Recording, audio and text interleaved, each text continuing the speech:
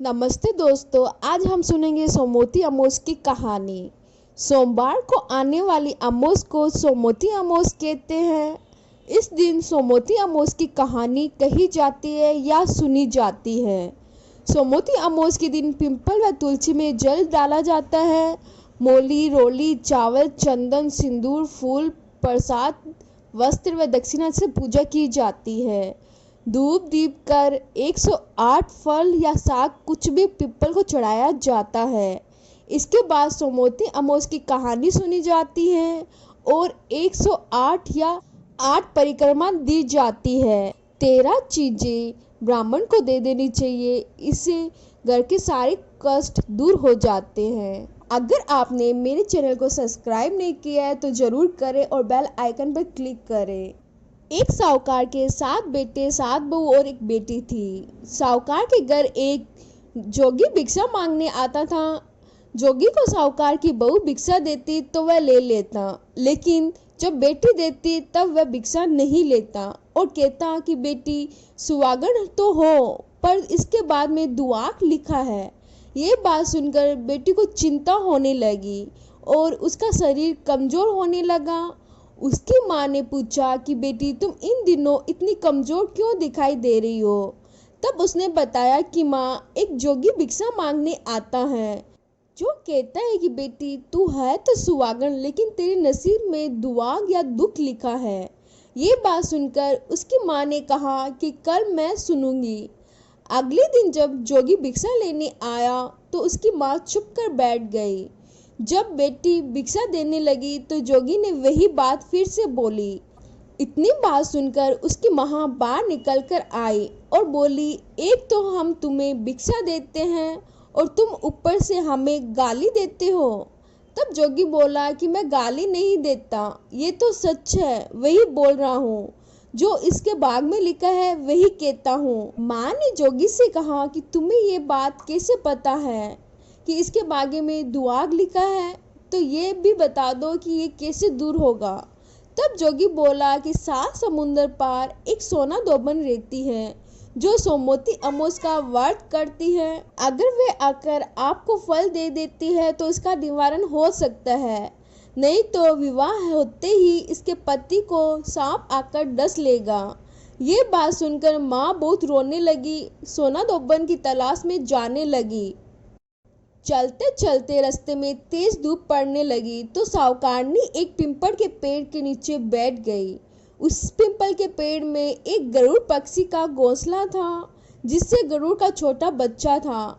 साहूकारनी को घोंसले के पास एक सांप जाता दिखाई दिया तो उसने उस गरुड़ के बच्चे को बचाने के लिए उस सांप को मारकर डाल के नीचे रख दिया। जब गरुड़ और पंखनी आए तो घोंसले के पास खून देखकर क्रोध हो उठे और साहूकारनी को चोंच मारने लगे।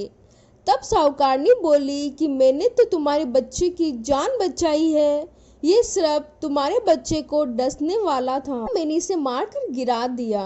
गरुड़ ने सर्प की ओर देखकर कहा, तुमने हमारे बच्चे की जान बचाई है, अब तुम्हें जो मांगना है मांगो।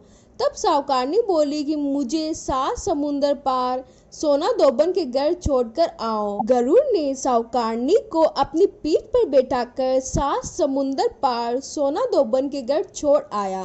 वहां जाकर साहूकारनी ने सोचा कि सोना दोबन को कैसे राजी किया जाए। सोना दोबन के 7 बेटे बहू थे।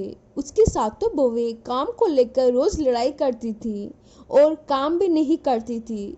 रात को जब सब सो जाते तो साहूकारनी सोना दोबन के घर जाती और घर का सारा काम कर देती। गायों को नहलाती, घर की सफाई करती, रसोई का काम करती, चौका बर्तन करती, आटा पीसती, कपड़े धोती, पानी भरती और दिन होने से पहले चली जाती। वे सोचती कि ये सारा काम कौन कर रहा है, लेकिन कभी एक दूसरे से पूछती नहीं कि ये सब काम कौन कर रहा है। एक दिन दोबन ने कहा कि तुम आजकल लड़ाई भी नहीं करती हो, काम भी ठीक कर लेती हो। तो बउए ने कहा कि सासू जी, काम तो हमें ही करना पड़ता है, चाहे हम लड़कर करें या राजी होकर, इसीलिए लड़ाई करने का क्या फायदा। सोना धोबन ने सोचा कि आज रात को तो देखना ही पड़ेगा कि कौन सी बहू काम करती है, और वह रात को सो ही नहीं। उसने देखा कि रात को एक स्त्री आई और पूरा काम करके जाने लगी। तो सोना धोबन ने बोला कि तुम कौन हो और तुम्हें ऐसी क्या जरूरत है कि जो तुम इतना काम कर रही हो। साहूकारनी ने कहा कि जरूरत तो है, तभी तो इतना काम कर रही हूँ। सोना धोबन ने पूछा कि तुम्हें क्या चाहिए। साहूकारनी बोली कि पहले मुझे वचन दो, तब बताऊं। सोना धोबन ने वचन देकर कहा कि अब बताइए।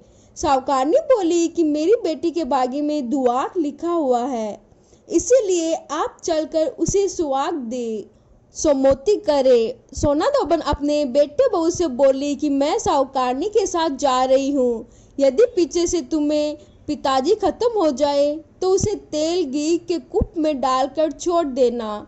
फिर दोनों जनी साहूकारनी के घर चली जाती है। साहूकारनी की बेटी का ब्याह होने लगता है।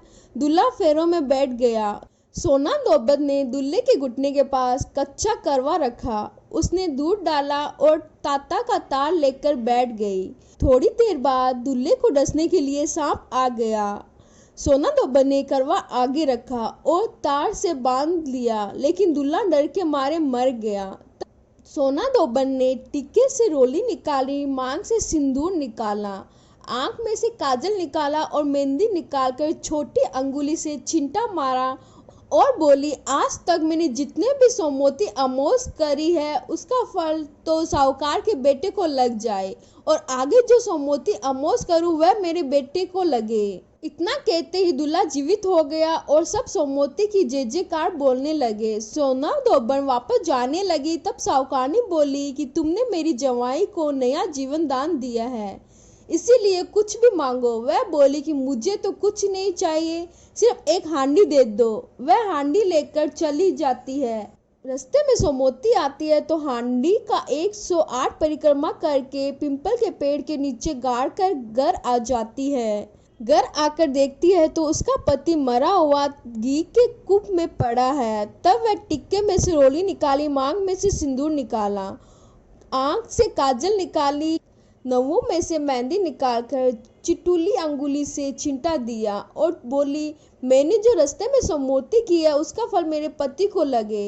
इतना कहते ही उसका पति उठकर बैठ गया। घर का ज्योतिष आया और बोला कि जजमान, सोमोती अम्मोस को मेरा क्या है तो दक्षिणा दो।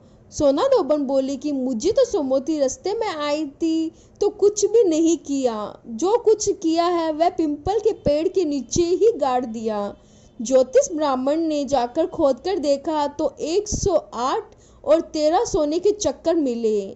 ज्योतिषी ब्राह्मण सबको घर ले आया और बोला कि ऐसी फेरी की है, और मुझे बोल दिया कि कुछ भी नहीं किया। सोना धोबन बोली कि तुम्हारे भाग का ही है, तुम इसे ले जाओ। ब्राह्मण बोला कि मेरे तो इसमें चौथा पांति आता है, बाकी आपका है, आपका मन करे उससे दे दो। सारे नगरी में बोल दिया गया कि सोमोती अमोस का व्रत कीजिए। हे सोमोती अमोस, जैसे साहूकार के बेटे को दिया वैसे सबको देना। केत सुनत हंकारा बत अपन सारे परिवार को देना। जय सोमोती अमोस। मैं आशा करती हूँ आपको सोमोती अमोस की कहानी पसंद आई होगी। कृपया लाइक जरूर कर दीजिए।